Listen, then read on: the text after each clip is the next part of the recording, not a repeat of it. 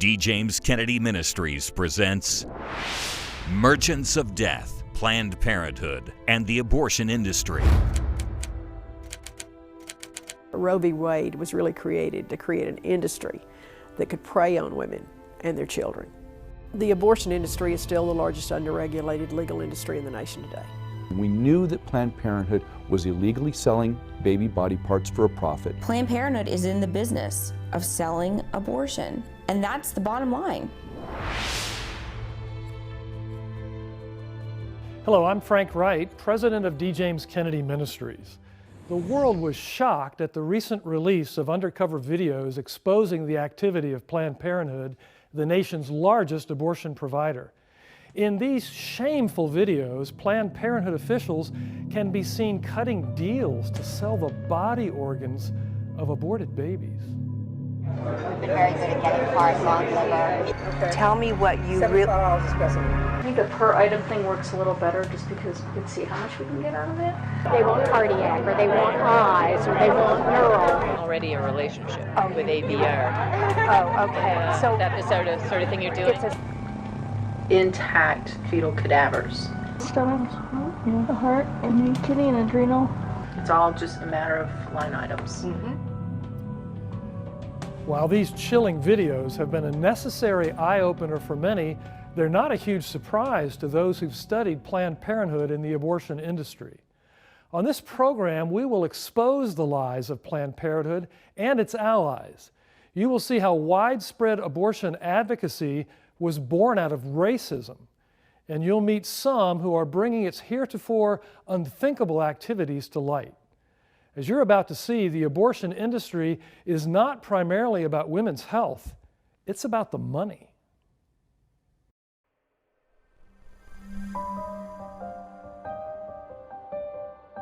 I got involved in the abortion industry to justify my own abortion. Every time I sold another woman an abortion in some sick, twisted way, if she was okay, I was okay. I've had 2 abortions. I think that first abortion was one of the decisions that led me into Planned Parenthood. My background's sales, and so I just took the very minimal sales techniques they were using and turned them into telemarketers on the phone, and we sold abortions. I could sell an abortion to anybody. It's so easy when you get a woman into your office and she is vulnerable and she's unsure. I more than doubled the business of the man I went to work for. He wouldn't share that money with me, so I took his best abortionist that I'd recruited. The first month we did 45 abortions. The last month we did 545 abortions. And that's your job. If you want to keep the doors open, you better sell a lot of abortions. I sold abortions to girls as young as 12. I sold abortions to mothers, to anybody that would come into the clinic. I made $25 for each abortion. Doesn't sound like a lot of money, but the last month my income was $13,625, and I wanted to be a millionaire. And the way for me to be a millionaire was to sell 40,000 abortions a year. And that was my goal. We would open a clinic, and the first month that clinic would pay for itself, and the second month it would be a cash cow. Planned Parenthood absolutely has quotas that each center has to meet. They have an abortion budget, and they have a certain number of patients that you have to perform abortions on every month. And there's a dollar amount attached to each woman. We designed a script to overcome every single objection. That's what sales is. Overcome the objection and you get the order, in this case, the abortion.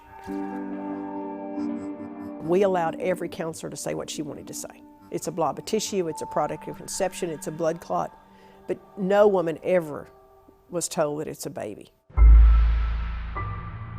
As early as an abortion can be done, it has to be put back together to be sure you have all the parts. We all had to go back to the back where they were putting those babies' bodies together. We were doing that, yet we were going up front line to those women. Even women who came in that said, I'm pretty sure I don't want to have an abortion. I think I could do this. And you just say to them, you know, why would you shut out abortion as an option? And anytime you can wiggle abortion into the conversation, that's your goal. Abortion clinics have been lying to people for years, especially in America since 1973, when Planned Parenthood, being one of the supporters of the concept of family planning and abortion, was able to behind the scenes support legislation that was passed called Roe versus Wade. With the onset of Roe versus Wade, Planned Parenthood and other abortion providers began to say, oh, this is not a life. This is just a clump of cells, a blob of tissue. A woman has a right to choose what she does with her body. Our goal in our abortion clinics was 3 to 5 abortions between the ages of 13 and 18 from every girl we could find. Because if she started using abortion as a method of birth control early, she would continue to use it as a method of birth control throughout her childbearing years. Many mothers and many fathers buy the abortion lie because of the high level of persuasion that is brought with it. But the truth is, there's always an opportunity to choose life, and that there are many people who will help us to choose life. The abortion industry is extraordinarily profitable. In 2014, Planned Parenthood alone received over $500 million in taxpayer funding from the federal government. Most of those public funds come from programs for lower-income Americans, programs like Medicaid. And that is no coincidence. The abortion industry constantly covers itself in the mantle of women's health, yet in reality, it damages the health of women and specifically targets the poor, fully in keeping with the vision of Planned Parenthood's founder. There is evidence on record that Planned Parenthood is out to target minority communities. They do it by putting their clinics in African American communities. They provide services free or at very low cost. They target vulnerable people, men and women, who perhaps need help, and they're coming in to look for solutions and answers. But it's not only limited to African Americans, it's very prevalent in the Latino community. Planned Parenthood, on purpose, puts clinics at college campuses. Margaret Sanger, during her lifetime, was a eugenicist. She believed in a society that could be selected according to characteristics that she deemed worthy of life. Dr. Margaret Sanger said, "Colored people are like weeds, and they need to be exterminated." So Dr. Sanger founded something called the Birth Control League that later became Planned Parenthood. She worked with other eugenicists to try to control the population, to bring about a utopia that they designed. Today in America, Planned Parenthood is the largest abortion provider. That's actually true across the globe because their tentacles reach out across the globe. And what Planned Parenthood tries to do, under the leadership of their founder, is to provide abortion as an alternative for women who are pregnant. They say we want to offer you an opportunity to plan to be a parent. But what Planned Parenthood is really offering is an opportunity for women and men not to be parents. Roe v. Wade was really created to create an industry that could prey on women and their children. The abortion industry is still the largest underregulated legal industry in the nation today. There are states that allow abortion clinics to operate without any oversight. They may not have hot water, they may have rusty instruments. Most of the abortionists in this nation have had disciplinary action filed against them. Many of their licenses have been revoked. When we look at the abortion clinics, including most recently the clinic of Dr. Gosnell in Philadelphia, he had roaches, feces, dirty laundry. The people were getting STDs because he was not cleaning the surgical instruments when they got through. I wish that was an isolated case, but what we have discovered, there are so many clinics that are operating below standard without the government interventions that are requiring them to serve with a standard that is going to at least not make the client sick.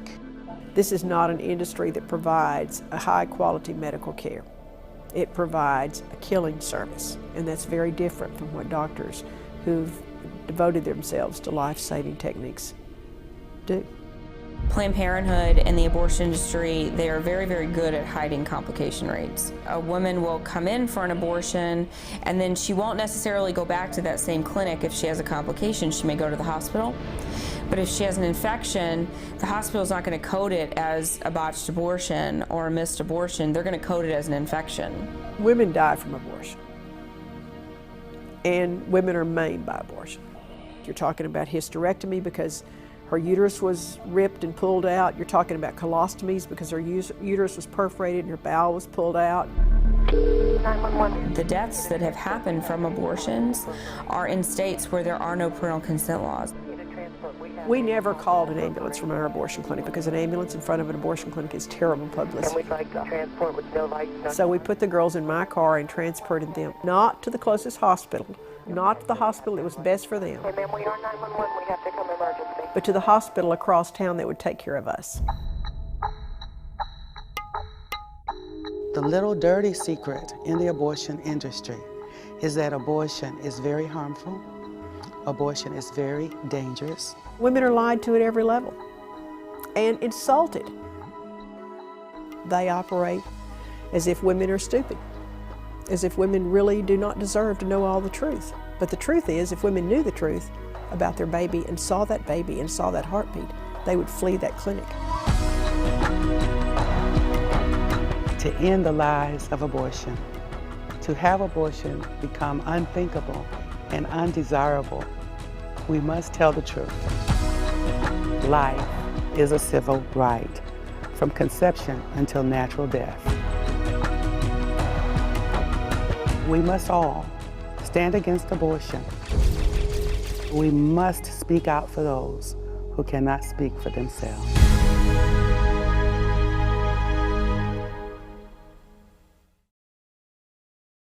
It's ironic that abortion organizations like Planned Parenthood, which claim to be for women's health, fight tooth and nail to keep relevant medical information away from their clients. But perhaps that should not surprise us. This is an industry working hard to hide its lethal activities in the shadows. Thankfully, brave men and women are working diligently to shine the light on the abortion industry's secrets, often in the face of great opposition. Our own Jerry Newcomb has more.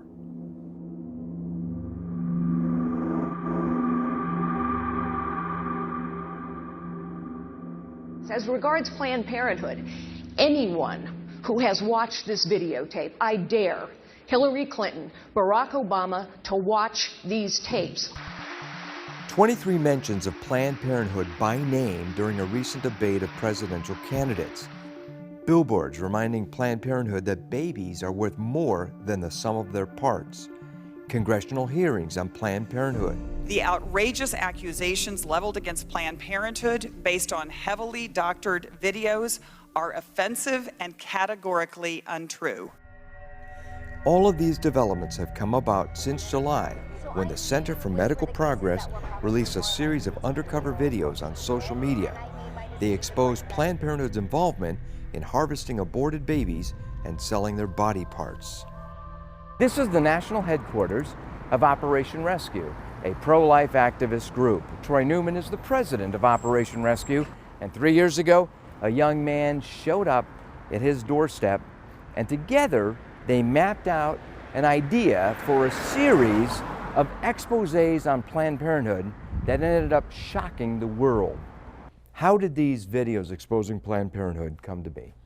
Well, David DeLeiden came to Wichita, Kansas to discuss with me an idea that he had about exposing some of the truths that we already knew to be happening inside Planned Parenthood and other abortion clinics, but bringing them to light in such a way that the evidence would be absolutely irrefutable. And then, like I said, always as many attack livers as possible. People just want livers. Some people want lower extremities too, which that's simple. I mean, that's easy. I don't know what they're doing with it. I guess they want muscle. But Yeah, a dime a dozen. We knew what they were doing. We knew that Planned Parenthood was illegally selling baby body parts for a profit. We knew that they oftentimes manipulated or changed the abortion technique to put their profits ahead of the health and safety of women.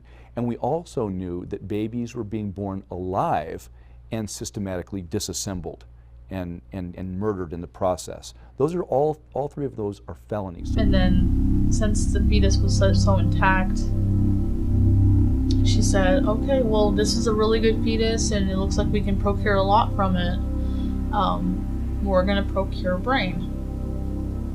So, the moment I heard something, like, that means we're gonna have to cut the head open. We're gonna have to cut the head open. So, it's like, okay, so what you do is you go through the face. I'm thinking, no, I don't want to do this.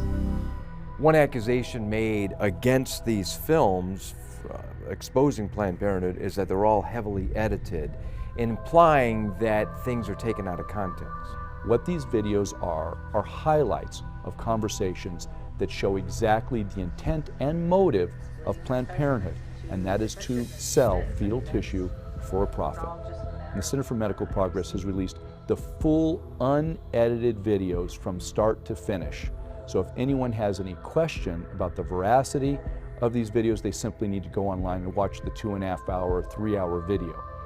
It would seem that these Planned Parenthood videos have uncovered something new and shocking, but is it new?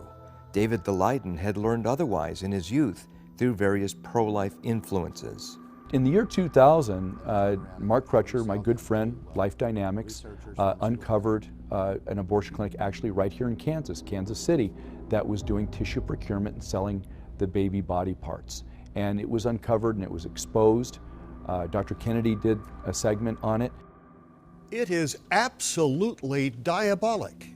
Can you imagine that in this country, the body parts of little babies are being portioned out for profit? And those doing it are finding clever ways around the law. It's high time we said no more. Unfortunately, it was swept under the rug. But that so impacted David Daleiden as a young teenager that he never forgot it. And he continued to do his research for another 10 or 12 years before he was able to put his hand to this plow and really begin to do the ultimate expose. And I think in an age of social media, Facebook and Twitter and so forth, back then the mainstream large media was able to put a stranglehold on it, but that is not true today. Jerry, it seems to me that we live in a day when investigative journalism has all but disappeared. David and Troy and our friends at the Center for Medical Progress are really performing that role for us all. What's next for them? Well, they have released these 10 videos, and they're letting the country digest that information. But there's actually a second round of videos with no release date set as of yet. Now, I understand they're also the subject of a very threatening lawsuit. Tell me about that. Well, this is one of those situations where if you don't like the message, you shut down the messenger or do your best to do that. And they have a very serious lawsuit. If they say the wrong thing or release the wrong video, they could be held in jail for contempt of court charges. It's a very serious case. We should pray for them. This is a very important topic in our day. Jerry, thanks for your work on this. Sure. Well, it's not surprising that Planned Parenthood would do everything in its power to discredit the damaging videos. They have a long and well-documented history of deception. They will lie just to get their foot into a community. It's happened in many cases, including this Midwestern city. Aurora, Illinois, the second largest city in Illinois, second only to Chicago, which is about an hour away. We're a very family-friendly, church-centered community. In 2006 and 2007, a new building was built on busy New York Street with the innocuous-sounding name Gemini Office Development. Planned Parenthood realized that they're not welcome in communities across America, and so they've devised a new scheme whereby they come in under the name of a front company. Here in Aurora, they chose the name Gemini Office Development. In Denver, they're coming in under the name Fuller 38. Eric Scheidler is the communications director for the Pro-Life Action League and happened to live in Aurora before this new clinic opened up. We got a tip from a contractor who was involved in the project in some way. He went to his local pastor, who went to the pro-life community, and we were able to get the word out. And then finally the media broke the story with all the questions we were asking of the local city officials, and we learned that Planned Parenthood was planning to open this facility and that Gemini was not an innocent medical office, but in fact would become the third largest abortion clinic in the United States.